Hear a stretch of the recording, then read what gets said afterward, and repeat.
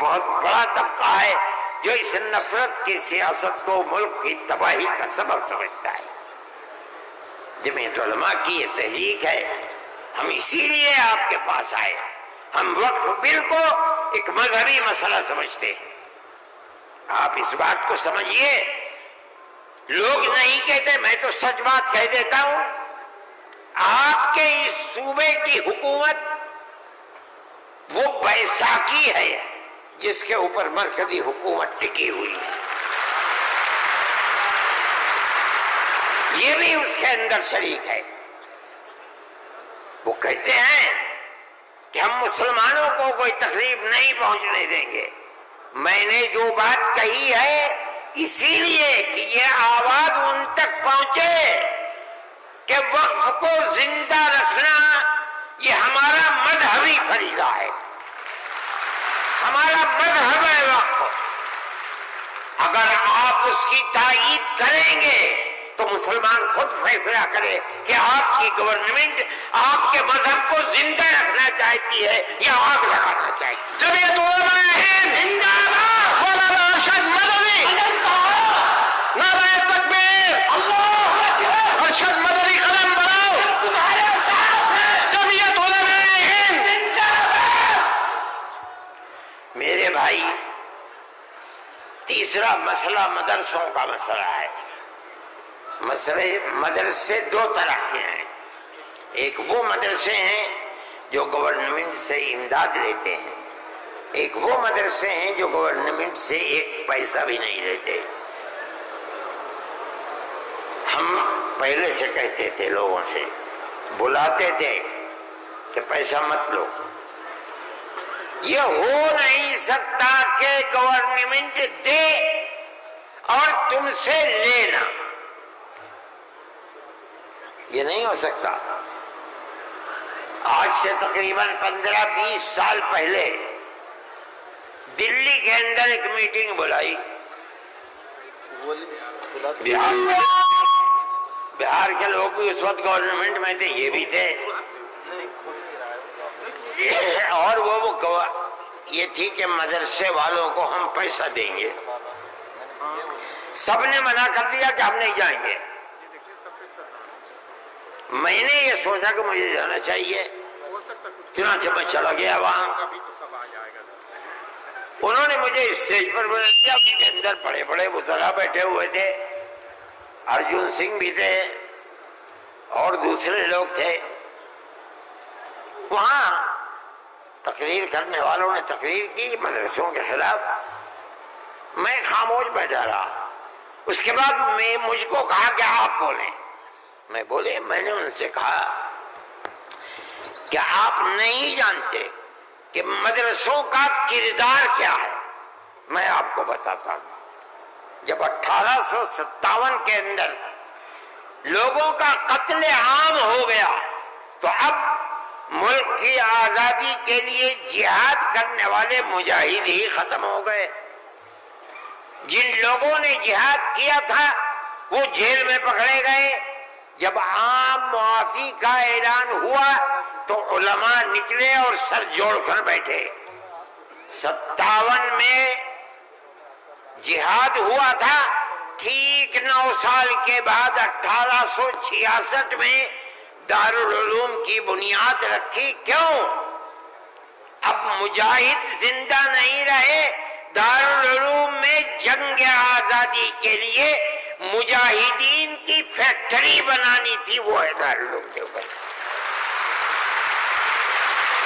مدارس اسلامیہ زندہ باد، جمعیت علماء ہند زندہ باد، نعرہ تکبیر، اللہ اکبر، مدارس اسلامیہ، اللہ اکبر۔ اس فیکٹری سے بڑے بڑے ہزاروں مدرسے بن گئے۔ جہاں دنیا میں جائیے، نیو یارک میں چلے جائیے، واشنگٹن میں چلے جائیے، لندن میں چلے جائیے، ساؤتھ افریقہ میں چلے جائیے، اور ایشیا کے اندر تو جس ملک میں قدم رکھو یہیں کے فارغ ہیں یا یہاں کے فارغ ہونے والے کے شاگرد ہیں جنہوں نے مدرسے بنا رکھے ہیں۔ یہ مدرسے در حقیقت ملک کی آزادی کی ضمانت ہے. ملک کے اندر حضرت شیخ الہند یہیں کے پیدا ہوئے جنہوں نے 4 سال مالٹا میں جیل کاٹی. مولانا مدنی یہیں سے پیدا ہوئے ہیں جنہوں نے 9 سال انگریز کی جیل کاٹی ہے. اور میں نے کہا میں کتنوں کا نام لوں آپ کے سامنے. یہ مدرسوں کی زندگی ہے اور یہ تاریخ ہے. آپ اس تاریخ کو بجھانا چاہتے ہیں. کہتے ہیں بالکل نہیں. انہوں نے کہا کہ ہم نہیں بجھانا. میں نے کہا کہ یہ ہو نہیں سکتا کہ آپ پیسہ دیں انہیں اور پھر ان کے نظام تعلیم اور نصاب تعلیم میں دخل نہ دیں. آواز آئی ہم وعدہ کرتے ہیں کہ نہیں دیں گے. میں نے کہا اچھا میں آپ کو جھوٹا نہیں کہتا ہوں. مجھے یہ بتائیے کہ ابھی الیکشن میں 3 سال باقی ہیں. کیا آپ یہ ضمانت دے سکتے ہیں کہ 3 سال کے بعد جو الیکشن ہوگا اس الیکشن کے نتیجے میں کامیاب ہو کر آپ ہی اقتدار کی کرسی پر بیٹھیں گے؟ کہنے لگے نہیں دے سکتے. میں نے کہا تو آپ تو 3 سال کی ضمانت نہیں دیتے اور میرے دل میں یہ ارمان ہے کہ اگر قیامت تک میں زندہ رہوں گا تو مدرسوں کو لے کے چلوں گا. میرا آپ سے کیسے ہو جائے گا؟ میری آپ سے اس میں مصالحت نہیں ہو سکتی. آپ کو اسکول بنانے ہیں آپ مجھے دیجیے. آپ اگر 50 اسکول کہیں گے میں 50 بنا دوں گا. لیکن آپ یہ چاہیں کہ مدرسے کو ختم کر کے اس کے اندر اسکول کا نصاب بن جائے یا یہ مدرسے آپ سے پیسہ لے کر چلے. جمعیت علماء اسے گوارا نہیں کرے گی. میں نے ان سے کہا کہ مدرسے اور مسجد میں کوئی فرق نہیں ہے. کہنے لگے وہ کیسے؟ میں نے کہا اس لیے کہ اگر مسجد میں نماز پڑھی جاتی ہے مدرسے میں نماز سکھلائی جاتی ہے. اگر مسجد میں نماز کے اندر قرآن پڑھا جاتا ہے مدرسے کے اندر قرآن پڑھنا سکھلایا جاتا ہے. کیسے دونوں الگ ہو جائیں گے؟ یہ دونوں ایک دوسرے کے ساتھ ہیں. جیسے ہم مسجد اپنی خود بناتے ہیں چاہے ایک چھپر ڈال کر کے بنائیں اسی طرح ہم مدرسے میں بھی آپ سے کوئی مساعدت لینا ہم نہیں گوارا کرتے. اچھا میں یہ کہہ کر کے بیٹھ گیا. صدیقی صاحب جن کو گورنمنٹ نے بنایا تھا اسکولوں کو ان کا اقلیتی کردار دینے کے لیے وہ میرے برابر بیٹھے تھے. وہ بھی اس اجتماع کو بلانے والے تھے. اس کے بعد ایک اور صاحب کھڑے ہوئے میرے بعد. انہوں نے پہلے تو یہ کہا کہ مجھے بڑا افسوس ہے کہ آپ نے ارشد کے بعد مجھے بلا لیا. کچھ وقفے کے بعد بلاتے انہوں نے تقریر اور جیسے انہوں نے کہا میں نے اس پر یہ کہا کہ میرے اندر یہ طاقت ہے آپ جو فرمائیں گے میں اسے قبول کروں گا خاموش. میں کوئی اس کی تردید نہیں کروں گا. اس لیے آپ فرمائیے. جیسے انہوں نے کہا کہ مدرسوں کا کردار کمزور ہو گیا وہ تو مجمع جو صبح سے کھڑے ہو گئے خبیث ہے اتار دو پھینک دو نکال دو اس کو یہاں سے. جب آگ لگنے لگی تو میں نے صدیقی صاحب سے کہا صدیقی صاحب میں تو جا رہا ہوں. صدیقی صاحب نے مجھے پکڑے بھائی خدا کے لیے بیٹھ جاؤ یہ مجمع ہمارے قابو میں نہیں آئے گا. تو میں نے ان لوگوں سے کہا کہ بھائی کیا بات ہے کیوں آخر گھبرا رہے؟ ایک بات ہے آپ کی مرضی کے مطابق ہے آپ قبول کیجئے. نہ مرضی کے مطابق ہے آپ نہ قبول. لیکن اس اجلاس کے اندر یہاں کیوں شور بچاتے ہو؟ خیر وہ لوگ بیٹھ گئے. جب ہو گیا تو میں اٹھ کے بھاگ گیا. کانگریس گورنمنٹ کی جو بالکل آخری شخصیت تھی انہوں نے کہا کہ بھائی سونیا جی صدر تھی. انہوں نے کہا کہ آپ نے کیا کر دیا؟ میں پہلے منع کرتی تھی کہ اس مسئلے کو نہ چھوڑو بند کر دو اس کو. جو مدرسہ بند ہو گیا. آج بھی یہی مصیبت تھی. ان مدرسوں کے خلاف ابتدا میں جو امداد نہیں لیتے تھے کوئی نہیں بولتا تھا اس لیے کہ جب تمہارا کھایا نہیں ہے تو تم ہم سے پوچھ کیوں سکتے ہو؟ جو تمہارا کھاتے ہیں ان سے جا کے کہو انہوں نے کھایا ہے اب تم ان کے حلق سے نکالو. ہم نے تو کبھی تم سے 2 پیسے بھی نہیں دیے. دارالعلوم دیوبند کو سن 56 کے اندر 1956 میں، جو اس وقت یہاں بہار کے آدمی تھے اور ملک کے صدر جمہوریہ تھے ڈاکٹر راجندر پرساد، وہ دیوبند آئے تھے. انہوں نے دیوبند حضرت رحمت اللہ علیہ زندہ تھے، حضرت مدنی، انہوں نے دارالعلوم کے لیے ایک لائبریری کے پیسے دارالعلوم کو دینے کا وعدہ کیا. جب وہ چلے گئے، اب شکریہ ادا کیا ان کا بہت، جب وہ چلے گئے تو ان کو خط لکھ کر بھیج دیا گیا کہ دارالعلوم دیوبند کے بنانے والوں کا یہ حکم ہے، یہ اصول ہے کہ کسی بھی مسلم یا غیر مسلم حکومت سے کبھی کوئی مدد نہیں لی جائے گی، اس لیے ہم آپ کا شکریہ کے ساتھ واپس کرتے ہیں. آج تک حکومتوں پر حکومتیں بدل گئیں، انگریز گورنمنٹ، پھر اس کے بعد ہندوستان کی، مگر اس کے اندر کوئی فرق نہیں پڑا ہے. لیکن اس کے بعد جنہوں نے لیا تھا گورنمنٹ سے، پھر اس کے بعد ان مدرسوں کے اندر بھی ہاتھ ڈالنا شروع کر دیا.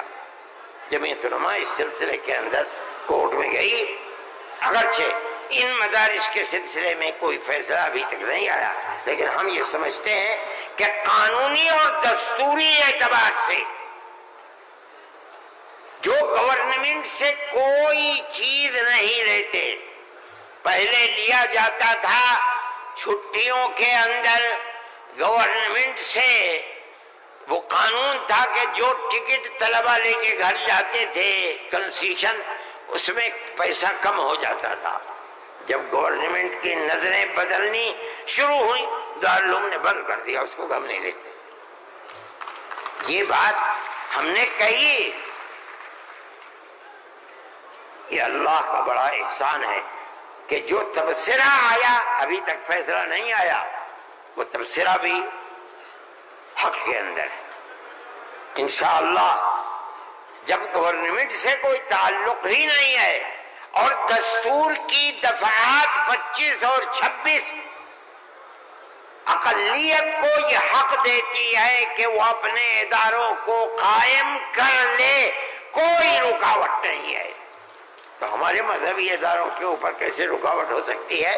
دستور کی یہ دفعات ہمارے لیے چین و سکون اور عزت و آبرو کے ساتھ ملک میں رہنے کا ہمیں حق دیتی ہے.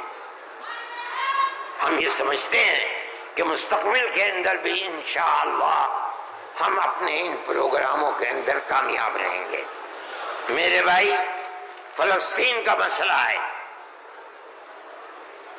دیکھیے، جب یہ مسئلہ ہوا اسی دن ہماری گورنمنٹ نے ایک بات کہی کہ یہ دہشت گردی ہے، فلسطینیوں نے حملہ کیا اسرائیل کے اوپر.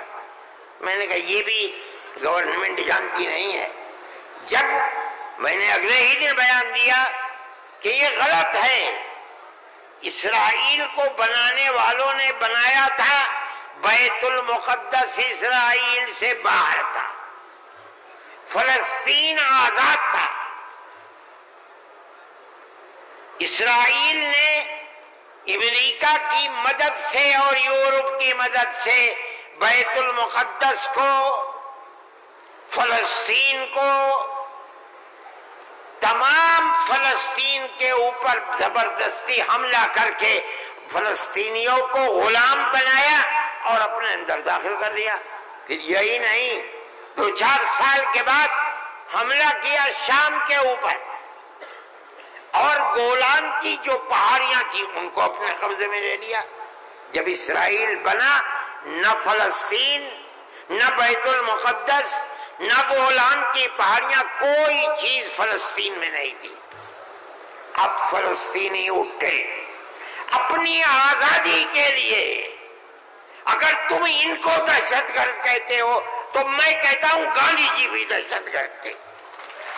جمعیت علماء ہند زندہ باد، مولانا ارشد مدنی قدم بڑھاؤ، نعرہ تکبیر، اللہ اکبر. اس کے بعد سے پھر کبھی یہ بات نہیں آئی. لیکن میں یہ کہتا ہوں کہ جس نظریے کو لے کر اٹھے، اس کا مطلب یہ ہے کہ کچھ جانتے بوجھتے نہیں ہے. کیسے کہہ دیا انہوں نے؟ ان کو دیکھنا چاہیے تھا تاریخ. اگر خود نہیں پڑھتے پڑھے ہوئے لوگوں سے پوچھنا چاہیے تھا، وہ بتاتے ہیں آپ کو کہ ہو کیا رہا ہے. میرے بھائی میں یہ بات کہتا ہوں کہ جمعیت علماء کی ایک تاریخ ہے اور جمعیت علماء اس چیز کے اوپر ہے. ہمارا اس وقت کا مسئلہ صرف ایک ہی مسئلہ نہیں، بہت مسائل ہے، لیکن وقف ترمیمی بل کا مسئلہ بھی یہی ہے جس کو جاننے کی یہ ہمارا مذہب ہے. ہم یہ کہتے ہیں بہار کی گورنمنٹ کو بھی، آندھرا گورنمنٹ کو بھی اگر وہ کریں گے تو اس کا مطلب یہ ہے کہ مسلمان کے پیٹ کے اندر چھرا گھونپیں گے اور مسلمان کے مذہب کو آگ لگانا چاہتے ہیں. مسلمان کو سوچ لینا چاہیے کہ وہ کیا کرے گا اور مستقبل کے اندر اسے اس جنجال کو کس طرح نمٹانا ہے. ہم ایک بات کہہ رہے ہیں اور ہمیں یہ کہنے کا حق ہے، اس لیے کہ دستور کے خلاف ہے. دستور نے ہمیں مذہبی آزادی دی ہے. آپ وقف کو مذہب نہیں سمجھتے، لیکن اس لیے نہیں سمجھتے کہ نہ آپ قرآن کو جانتے ہیں نہ آپ حدیث کو جانتے ہیں. حضرت عمر رضی اللہ تعالی عنہ نے اپنا ایک باغ وقف کرنے کی نبی کریم علیہ السلام سے اجازت چاہیے جو خیبر میں تھا.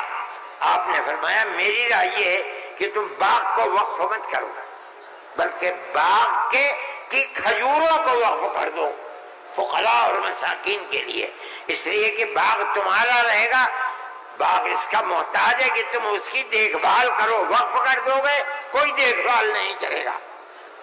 باغ تمہارا ہے، تم اس کی دیکھ بھال کرو، جو پھل اس کے اوپر آئے گا وہ فقیروں کو اور محتاجوں کو تقسیم کر دو. انہوں نے ایسے ہی کر دیا. میرے بھائی وقف 1400 سال سے چلا آ رہا ہے. اللہ نے قرآن میں فرمایا ہے، رسول اللہ نے حدیث کے اندر فرمایا ہے، اور چونکہ یہ مجلس اس کی نہیں ہے ورنہ تو بے شمار اوقاف ہیں. خود نبی کریم علیہ السلام نے اپنی زندگی کے اندر وقف کیے ہیں. یہ ہمارا مذہب ہے. آپ کیوں اس کے اندر دخل دیتے ہیں؟ آپ یہ کہیں کہ دستور میں لکھا ہوا نہیں ہے، اس کا مطلب یہ ہے کہ آپ یہ نہیں مانتے کہ مسلمان کو آزادی ہے اپنے مذہب کی حفاظت کی. آپ یہ نہیں جانتے ایک ایک مذہب کی جزئیات کو دستور کے اندر جمع کرنا ممکن نہیں ہے. مذہب اسلام تو آدمی کے پیدا ہونے سے پہلے موت کے بعد تک قبر کے اندر جو صورتحال ہوتی ہے اسلام اس سب کو اپنے احاطے میں لیے ہوئے. آپ کے دستور میں کتنی گنجائش ہوگی اس کی؟ یہ بات کہہ دیا کہ ہمیں اپنے مذہب پر چلنے اور اپنانے کا حق ہے، اسے زندہ رہنے کا حق ہے. ہم یہ بات کہہ رہے ہیں، ہم نہیں چاہتے کہ کوئی دوسرا اس کے اندر دخل اندازی کرے. میرے بھائی میں نے یہ بات کہی اور میں نہیں سمجھتا ہوں کہ اس سے زائد مجھے کوئی بات کہنی چاہیے. اس لیے میں آپ حضرات سے کہ تشریف آوری کا شکریہ ادا کرتا ہوں. میں اس ہال کے اندر 1-2 مرتبہ پہلے بھی آ چکا ہوں، مگر میں نے کبھی مسلمانوں کا اتنا بڑا مجمع یہاں نہیں دیکھا. میں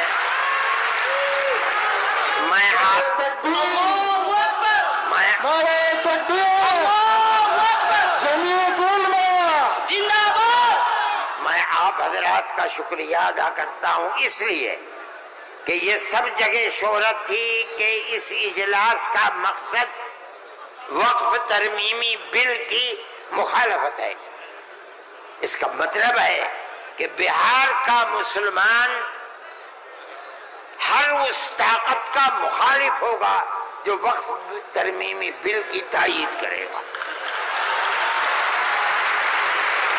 اس لیے آپ حضرات کا اس گرم جوشی کے ساتھ یہاں آنا، میں جمعیت علماء کے خادم کی حیثیت سے آپ کا شکریہ ادا کرتا ہوں. اللہ آپ کو خوش رکھے، خیر و عافیت کے ساتھ رکھے. آپ اپنے مذہب کو سینے سے لگائے ہوئے زندہ رہیں اور مذہب کو خدا کرے زندہ رکھے۔ میں آپ سب حضرات کا شکر گزار ہوں، جو لوگ باہر سے آئے ہیں میں ان کا بھی شکریہ ادا کرتا ہوں۔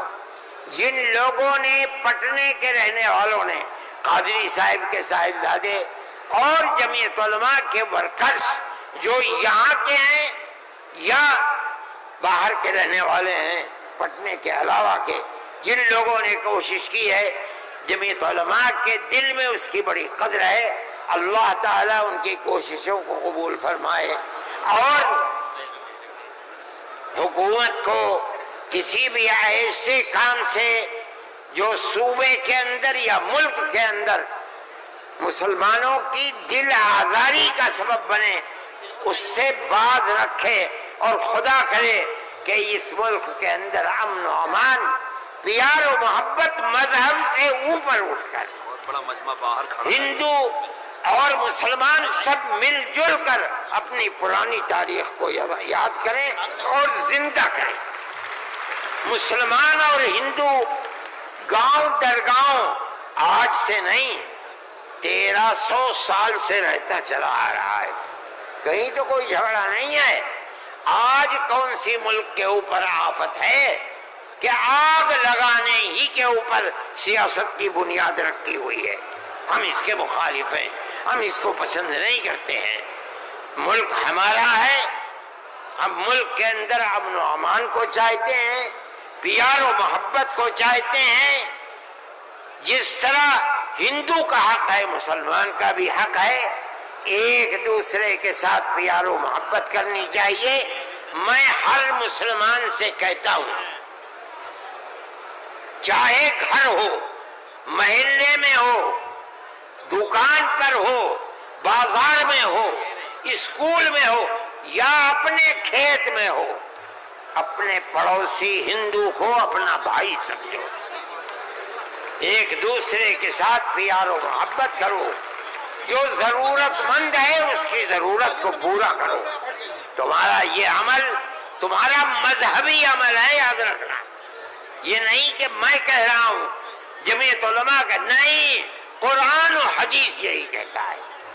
اس لیے آپ اپنی اس محبت بھری زندگی کو دنیا کے سامنے پیش کریں۔ میں ارباب مدارس سے بھی کہتا ہوں، وہ جہاں جائیں، جہاں رہیں، جہاں مدرسہ چلائیں، ایک دوسرے کے ساتھ الجھ ہندو مسلمان کو قریب کرنے کی اپنی تحریک کو زندگی عطا فرمائیں، جو آپ کی تحریک نہیں ہے، اسلام کی دی ہوئی تحریک ہے۔ اللہ ملک کے اندر امن و امان کو قائم رکھے، پیار و محبت کو زندگی عطا فرمائے۔ میں ڈاکٹر صاحب، صدر صاحب، جنرل سیکریٹری صاحب بہار، ان سب کا تہہ دل سے شکریہ ادا کرتا ہوں۔ اللہ ان کی کوششوں کو کامیاب فرمائے اور اس اجتماع کو اپنے مقاصد کے اندر کامیابی عطا فرمائے۔ وصلی اللہ تعالی علی خیر خلقہ سیدنا اللہم انا نشہد